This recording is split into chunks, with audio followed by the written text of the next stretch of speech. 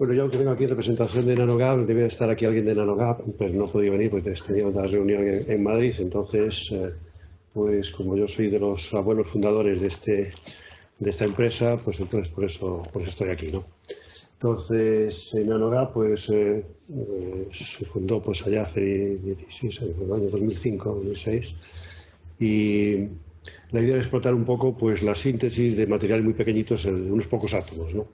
Entonces, aquí está representado, por ejemplo, pues, un clúster de 5 átomos que ya veis que pueden tener dos disposiciones. No sé si esto funciona así.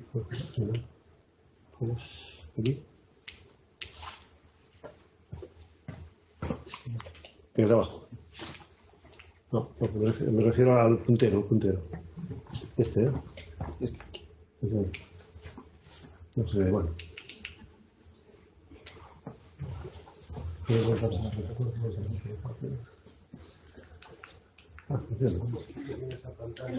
Sí, no, aquí le tengo que reflejar. En la pantalla no refleja bien. Ah, no refleja, es igual, no pasa nada. Vuelve para atrás, deja solamente para pasar suficiente.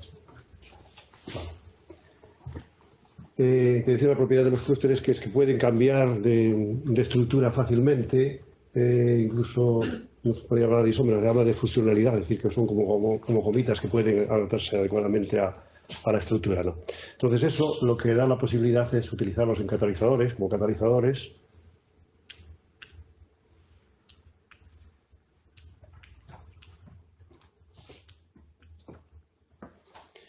Y bueno, pues eso es lo que se ha desarrollado fundamentalmente en NanoGap. En estos años pues son como moléculas metálicas, ¿no?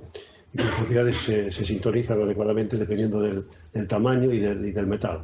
Y bueno, pues tiene una fuerte propiedad intelectual con 15 patentes activas y familias dentro de esas patentes pues están concedidas al 85% a nivel mundial, ¿no?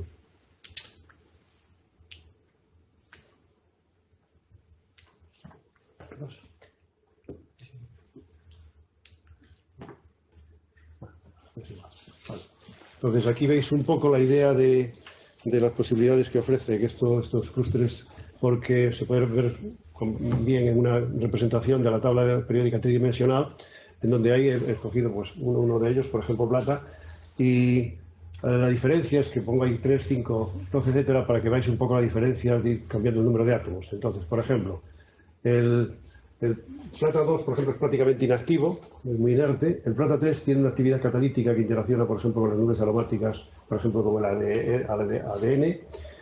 El plata 5 ya tiene propiedades catalíticas muy importantes, por ejemplo, permite la oxidación de tioles, que es algo muy difícil a temperatura ambiente, tiene una gran actividad catalítica, es un ejemplo. Y el plata 12 que pongo ahí, pues ya prácticamente tiene muy poquita actividad catalítica y luego casi desaparece, ¿no? Entonces, para que veáis aquí que variando un poco el número de átomos, varían muchísimo las propiedades. Entonces, si veis ahí, pues en el plata, pues podemos empezar a otro elemento. Veis ahí que las posibilidades de combinación son muchas y podemos hacerlo también intermetálicos, con lo cual es un mundo muy grande, ¿no? Entonces, ahí hasta ahora prácticamente todo ha sido un poco pues ensayo y error, es decir, hacer el clúster y luego ver sus propiedades. Predecir es muy difícil por los cálculos que luego veremos, ¿no? Entonces, con la siguiente. Bueno, las aplicaciones de NanoGap, pues esta de la catálisis ha sido fundamentalmente en muchos procesos industriales, en energía, medio ambiente, pero también en ciencias de la vida, en el tratamiento, fundamentalmente el tratamiento del cáncer y antibióticos, ¿no? Entonces voy a poner un par de ejemplos, 3 ejemplos de algunas aplicaciones muy recientes. Uno de ellos pues, es de un proyecto europeo que empezamos hace varios años y que está ahora a punto de finalizar, que es para la producción de hidrógeno, cuando digo clean, es realmente clean, es decir, que no se basa en los métodos que hay actualmente para producir hidrógeno, que es simplemente pues, una descomposición electroquímica, con lo cual tenemos que utilizar energía eléctrica para romper esa molécula. No. En este caso, la única idea, lo único que necesitamos es agua y luz solar.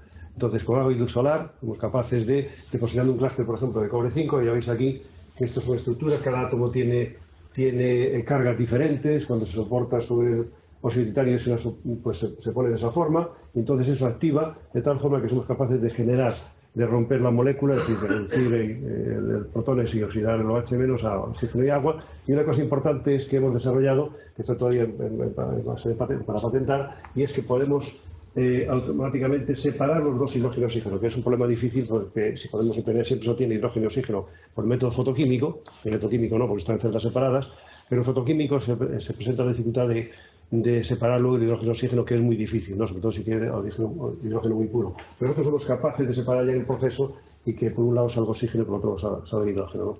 Con lo cual es una de las cosas que estamos explorando. Y luego, desde el punto de vista médico, pues el plata 3, como decía, pues puede intercalar en el ADN. Eso hace que la ventana del ADN permanezca más abierta cuando se intenta introducir un anticancerígeno normal.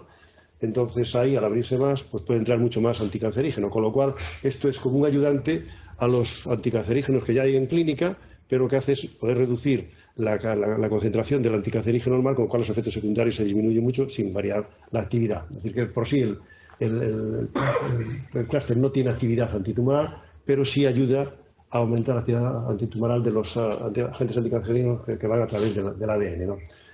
Si pasamos ahora al plata 5, pues en este caso, pues lo que hace el plata 5 es que oxida con el oxígeno del medio y también con los radicales libres, oxida sobre todo los tiones, y lo oxida de forma irreversible, oxida al sulfato, con lo cual los enzimas del organismo no son capaces de recuperarlo.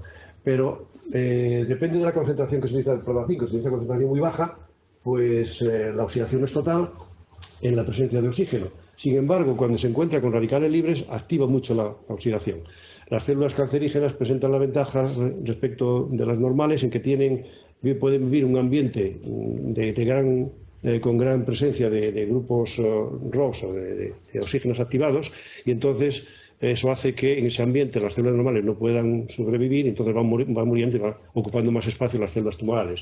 En este caso, pues el clúster se va fundamentalmente a los radicales oxígenos, a los otros radicales, y activa esos radicales más que el oxígeno, porque la asociación del clúster con el oxígeno es menor que con los radicales, con lo cual se va a los sitios donde hay esa presencia de grandes radicales, que son donde están las células tumorales, y activa esos radicales, con lo cual elimina las células tumorales, preferentemente sin hacer nada a las células normales, ¿no?